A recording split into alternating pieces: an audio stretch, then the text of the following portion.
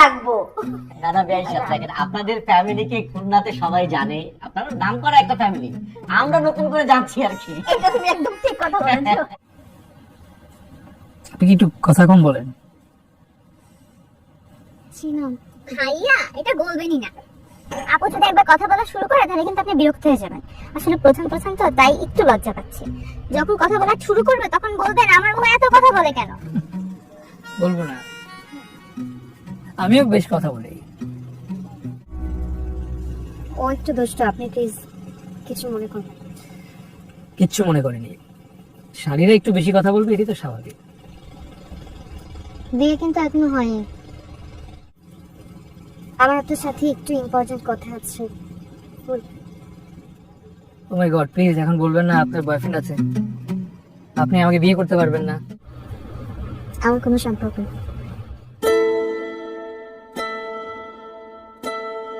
এমনিতে মেয়েদের মন বোঝা যায় না, তার মধ্যে আপনি যদি সবকিছু নিজের মধ্যে রাখেন, আমি আপনাকে চিনব কিভাবে?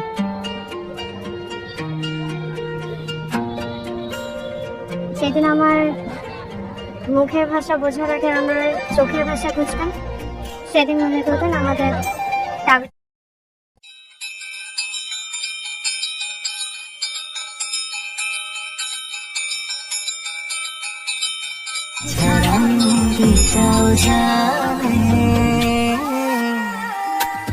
তোমার ছোঁয়ায় প্রাণ জেগে ওঠে,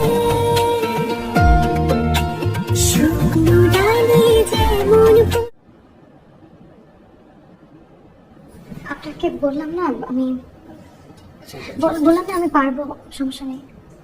দেখেন আমাদের তো আগে কোনো সম্পর্ক ছিল না, তো since it was an arranged marriage, আপনি যদি আমাকে একটু আমাদের ডিস্টেন্সটা কমানোর জন্য সময় দিতেন তাহলে ভালো হতো। আপনি নিশ্চয়ই বুঝতে পারছেন আমি কি বোঝাতে চাচ্ছি। ইয়া ডেফিনেটলি, একদম ইউ রাইট।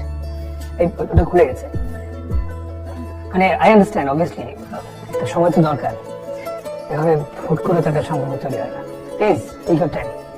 আচ্ছা, এখন কি আমার মাটিতে ঘুমাতে হবে? আমি পাশের রুম থেকে তোষক কাঁথা বালিশ নিয়ে আসবো। Anyway, you want. না না, কোনো অসুবিধা নেই, আপনি বিছানায় ঘুমাবেন। বিছানায়, sure?